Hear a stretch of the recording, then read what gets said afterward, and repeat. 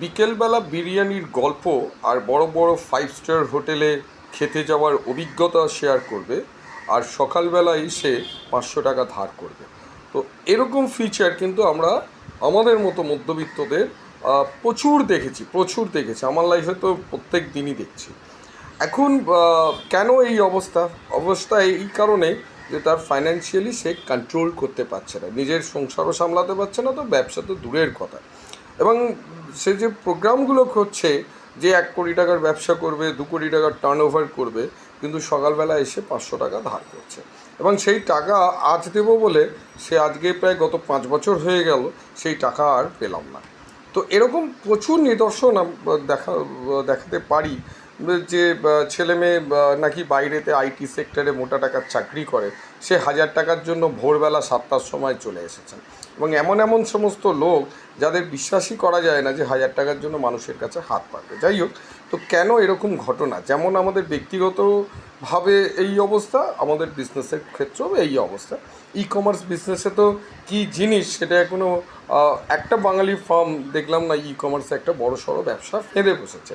ই কমার্সের ব্যবসা, একটা মোবাইল থাকলে এই ব্যবসাটাকে আমরা স্টার্ট আপ মোডে নিয়ে যেতে পারি, ব্যাংকিং সেক্টর লোন দিচ্ছে। এগুলো অনেকেই জানেন। আমরা ফেসবুকটাকে মিসইউজ করছি, সেখানে নোংরা নোংরা ছবি দিচ্ছি, ইভিন বাড়ির নিজের আত্মীয়দের পর্যন্ত খোলা পোশাকের ছবি দিয়ে ফেসবুক থেকে রেভিনিউ ইনকাম করার চেষ্টা করছি। কেন এই জায়গাটা আমরা দাঁড়িয়েছি? আমি অংশমান সিএমএর স্টুডেন্ট এবং আইআইটি ফাইন্যান্সের আমি স্টুডেন্ট।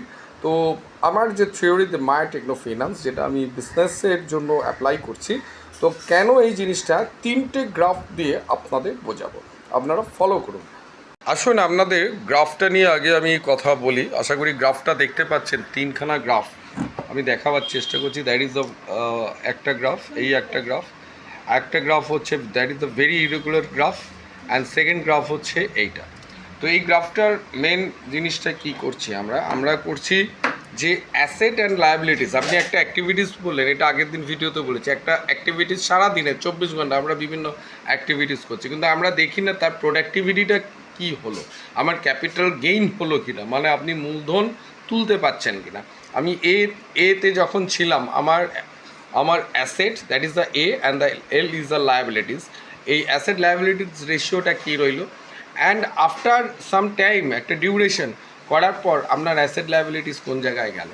তো এই যে মেজারমেন্টটা আমরা করি না বা করার চেষ্টাও করি না। এবার আমি যদি এটাকে গ্রাফে নিয়ে আসি, অ্যাসেট লায়াবিলিটিস একটা গ্রাফ অ্যান্ড ডেজ, তো দ্যাট ইজ দেখবো কোনো ক্ষেত্রে এরকম গ্রাফ দেখবো, কোনো ক্ষেত্রে এরকম ইরেগুলার